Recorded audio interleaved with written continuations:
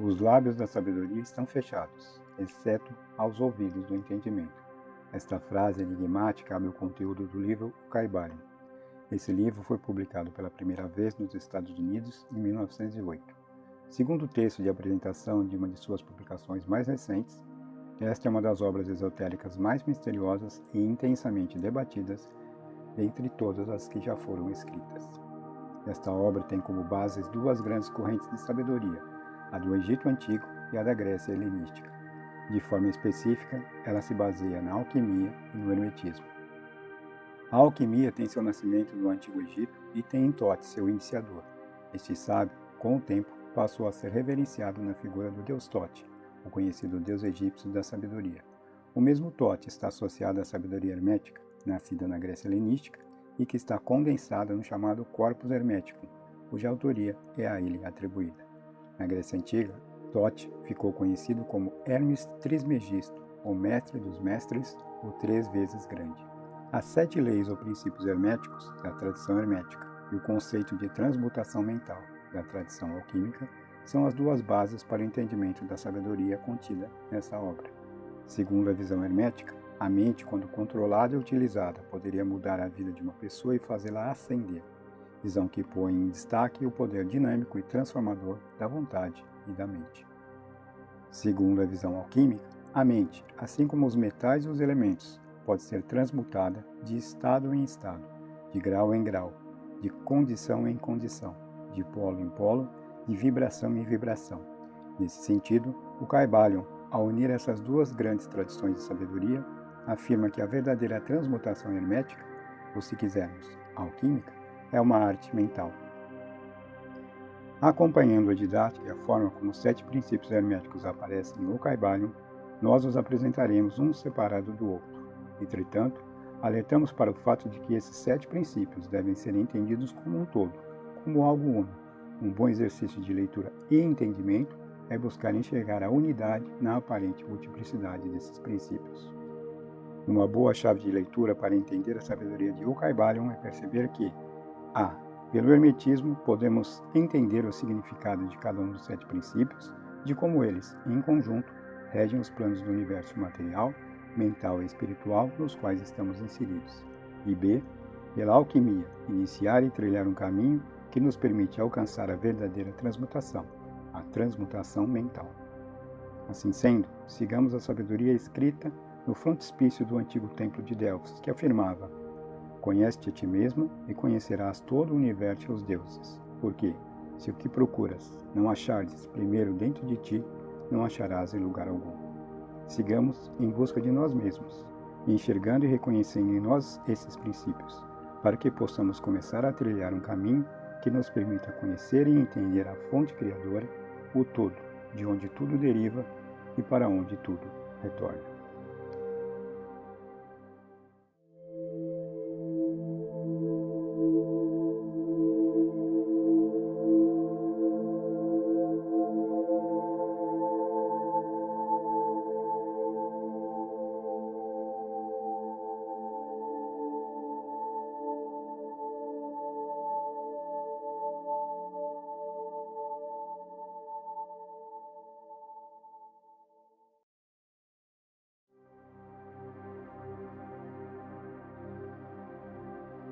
O todo é mente, o universo é mental. Para entendermos esse axioma do princípio do mentalismo, vamos nos apoiar em algumas passagens do livro A Doutrina Secreta, de Helena Blavatsky. No primeiro volume desta obra, ao estabelecer as proposições fundamentais da doutrina, ela nos diz que há uma realidade absoluta anterior a tudo o que é manifestado ou condicionado. Esta causa infinita e eterna é a raiz sem raiz de tudo quanto foi, é ou será, e permanece essencialmente sem nenhuma relação com o ser manifestado infinito. Nesse sentido, as palavras de Helena Blavatsky nos auxiliam a entender o que afirma o princípio do mentalismo, ou seja, que o todo é essa realidade absoluta, essa causa infinita e eterna, e o universo e tudo o que ele contém são os seres manifestados e finitos que aparecem no axioma. Assim sendo, o universo é efeito derivado do todo, que é a verdade fundamental, a realidade substancial que subjaz às aparências desse universo e de tudo o que o caracteriza. o tempo, o espaço e o movimento.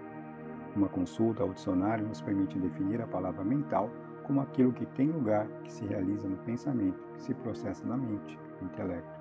Assim sendo, ao afirmar que o universo é mental, o Kybalion está afirmando que esse universo tem lugar, se realiza, se processa na mente do todo. Assim sendo, cabe indagarmos como ficamos nós nisso tudo. Uma vez mais, nos apoiaremos no livro A Doutrina Secreta, para entendermos a sabedoria contida em O Kybalion. A doutrina secreta afirma que há uma identidade fundamental entre as almas e a alma superior, visão que nos remete ao princípio da correspondência apresentado em O Kybalion, que afirma: tudo o que está em cima é como que está embaixo, tudo o que está embaixo é como que está em cima. Assim sendo, continuou Kybalion, compreender a natureza mental do universo habilita o indivíduo a abarcar prontamente as leis do universo mental e aplicar o mesmo princípio para a sua felicidade e adiantamento. Princípio que põe em relevo a importância do plano mental para a evolução da condição humana. Nesse sentido, relembremos as palavras de Siddhartha Gautama, o Buda, que afirmava: somos o que pensamos. E ainda que tudo o que somos surge com nossos pensamentos. E concluir: com o nosso pensamento, fazemos o nosso mundo. Ter consciência, portanto, da presença e importância do plano mental em nossas vidas é passo fundamental para iniciarmos e realizarmos a transmutação mental proposta em O Kybalion, que visa proporcionar a cada um meios para mudar a natureza, a forma, a substância de suas vibrações mentais. Assim sendo, orientar nossa mente com valores e energias elevadas é um passo fundamental. Entretanto, devemos ter ciência de que criar uma predisposição mental para coisas elevadas é diferente de afirmar que basta pensar positivo para que tudo dê certo. Absolutamente não é disso que trata o Kybalion.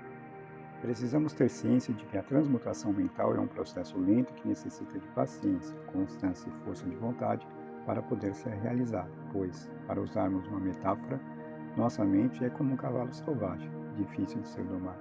Quem já tentou iniciar-se em meditação já teve uma dimensão dessa dificuldade. Domar esse cavalo selvagem significa colocar a energia mental sob nosso domínio, controlá-la e não o contrário. Entender o princípio do mentalismo e iniciar um processo de transmutação mental nos permitirá transformar nossa mente para utilizarmos uma outra metáfora, numa árvore que sacode e balança devido à violência da tempestade, mas que ao final se mantém firme graças às suas fortes raízes. Assim sendo, precisamos alimentar nossa mente com valores elevados para que possamos fortificá-la, condição necessária para todos aqueles que buscam colocar em marcha seu processo de elevação espiritual.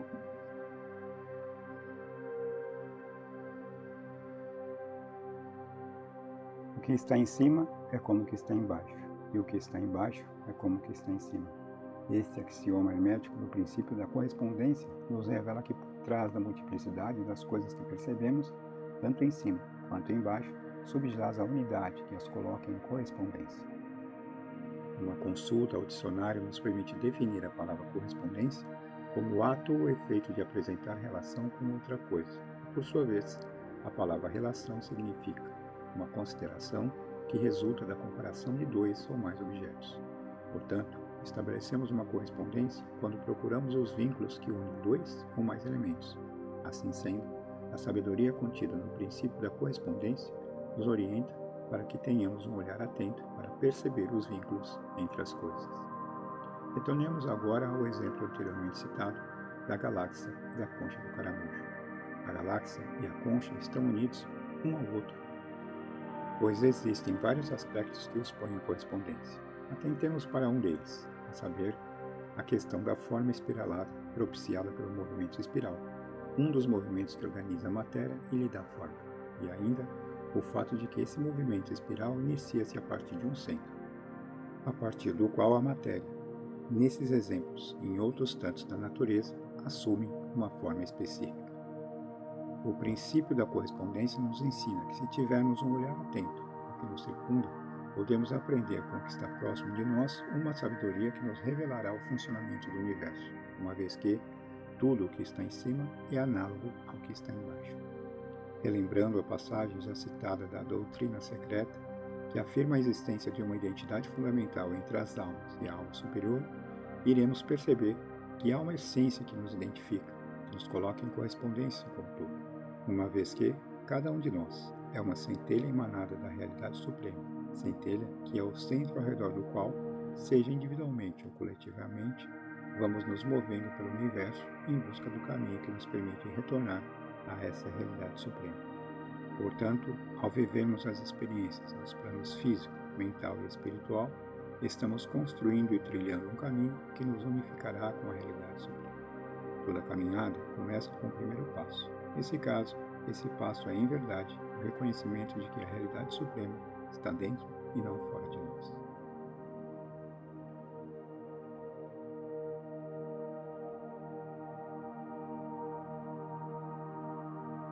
Nada está parado, tudo se move, tudo vibra. Esse axioma do princípio da vibração nos alerta para o fato de que o movimento é manifestado em tudo no universo, que nada está parado, que tudo se move, vibra e circula. A ciência moderna provou que o que chamamos matéria e energia é simplesmente modo de movimento vibratório, e a partir da teoria proposta por Albert Einstein, energia e massa tornaram-se intercambiáveis, fato demonstrado na sua famosa equação E é igual a mc ao quadrado, na qual E é a energia, m a massa e c quadrado representa o quadrado da velocidade da luz. Essa equação relaciona energia e massa, indicando que, se uma certa quantidade de massa for acelerada e puder atingir o quadrado da velocidade da luz, ela se converteria em energia. E, ao contrário, se uma certa quantidade de energia for desacelerada na mesma intensidade, ela se converteria em massa, ou seja, em matéria. Segundo o Caibalion, a relação entre energia e massa já era conhecida pelos mestres do Antigo Egito, uma vez que esse axioma do princípio de vibração destaca que o movimento subjaz a tudo o que existe, o que nos permite deduzir que o movimento destacado nesse princípio equivaleria aos modernos conceitos de velocidade e aceleração. Ainda segundo o Caibalion, os mestres do Antigo Egito explicavam que as diferenças entre as diversas manifestações da matéria, energia, mente e espírito resultavam da ordem variável das vibrações. Esse movimento, em seus limites, cria polos opostos, um deles, a matéria, o polo de menor vibração, e o outro, o espírito, o de maior vibração. Assim sendo, os três grandes planos, o físico, o mental e o espiritual, encontram-se relacionados pela energia associada à vibração, ao movimento, em que há milhões e milhões de escalas e modos de vibração entre os polos material e espiritual. Continua ainda o Caibalion. Os ensinamentos herméticos vão muito além da ciência moderna. Eles ensinam que toda manifestação do pensamento, emoção, raciocínio, vontade, desejo, qualquer condição ou estado, são acompanhados por vibrações, ou seja, estão relacionados à energia. Nesse sentido, saber quais são as frequências vibratórias que estamos produzindo e emanando para o universo, identificá-las e transformá-las, é um passo fundamental no processo de transmutação mental, uma vez que tudo aquilo que vibra em nós afeta a tudo e a todos, além de revelar com o que estamos afinados. Assim sendo, uma importante questão para nós é identificarmos com o que estamos afinados. Estamos vibrando pensamentos e sentimentos elevados? Estamos conectados com vibrações espirituais elevadas ou, pelo contrário, elas estão ligadas de forma excessiva ao mundo material? Vibramos harmonia, serenidade, paz, justiça ou seus contrários? O Caibalion nos orienta que para realizarmos o processo de transmutação mental, se faz necessário realizar um exame sincero de nós mesmos, de nossa mente, dos nossos pensamentos e vibrações. Diante disso, um alerta se faz necessário, pois uma análise imparcial de nós mesmos é algo realizado com bastante dificuldade, porque implica enxergar em nós os aspectos muitas vezes complicados de nossa personalidade. Entretanto, por mais difícil ou doloroso que seja enfrentá-los, este passo é condição necessária para levarmos a cabo nosso processo de transmutação mental.